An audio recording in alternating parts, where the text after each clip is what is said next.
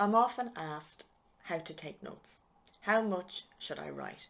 Should I type my notes? Should I write them by hand? What's the best way? My name's Dr. Suzanne Fergus. I'm a lecturer and learning coach, and I've written a book called Study Smarter. Whether you're sitting in a lesson online or in a classroom, trying to write everything down is not the goal.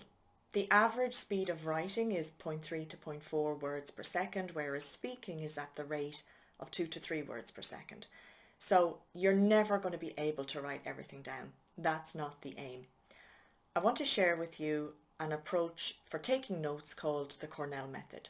Now, students who have used this approach have told me that they have found it really helpful in terms of structuring how they think, but it's also helped them to remember more of what they're studying.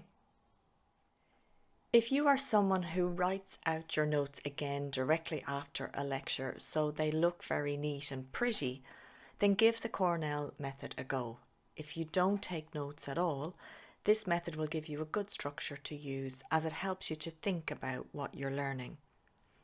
If you're someone who types loads in a lecture and afterwards your notes are more of a transcript of the lecture, word for word, of what the lecturer said, then give the Cornell method a go. The Cornell method requires very little preparation. It is something you can use during a lecture when taking notes, or you can use it after a lecture session to create your own notes. All you need is a page, and you can use the same structure with multiple pages. The page is divided into different sections, 2 columns and an area at the top and bottom of the page. At the top of the page is the title or the course topic. The main note-taking column is for your actual notes, and you write these during a lecture or during class. The smaller column on the left is for questions that you can answer when recapping for exam preparation, or any comments or key points.